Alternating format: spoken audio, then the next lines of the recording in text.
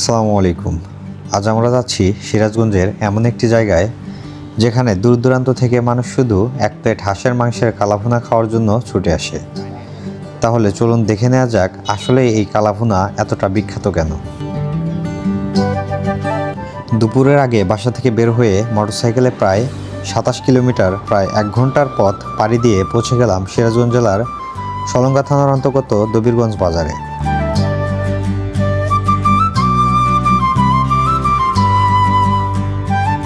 এখন আছি সিরাজগঞ্জ জেলার বিখ্যাত সেই হাঁসের কালাভুনার দোকানে, অর্থাৎ সিরাজগঞ্জ জেলার সলঙ্গা থানার দবিরগঞ্জ বাজারে অবস্থিত এই হোটেলটি। আজকে আমরা ট্রাই করবো এখানকার সেই বিখ্যাত হাঁসের কালাভুনা। দেখতে থাকুন।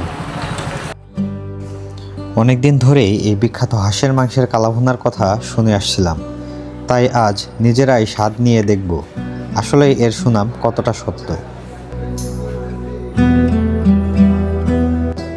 হোটেলে ঢুকেই প্রথমে চলে গেলাম রান্নাঘরে। দেখলাম বিশাল বড় কড়াইয়ে হাঁসের মাংস ১.৫ থেকে ২ ঘন্টা ধরে উচ্চ তাপে ধীরে ধীরে রান্না করা হচ্ছে। এই কালাভুনা তৈরিতে ব্যবহার করা হয় নানা ধরনের দেশি মশলা, আর মশলার পরিমাণও বেশ উদার। দীর্ঘ সময় ধরে রান্না হওয়ার কারণেই মাংসের প্রতিটি টুকরোতে মশলার স্বাদ দারুণভাবে মিশে যায়। জানতে পারলাম প্রতিদিন এখানে প্রায় ৬০ থেকে ৭০ কেজি হাঁসের মাংস রান্না করা হয়। এতটাই জনপ্রিয় এই কালাভুনা। এরপর আমি আর আমার বন্ধু বসে গেলাম খাওয়ার টেবিলে। গরম গরম হাঁসের মাংসের কালাভুনা সামনে আসতেই ঘ্রাণে যেন ক্ষুধা আরও বেড়ে গেল।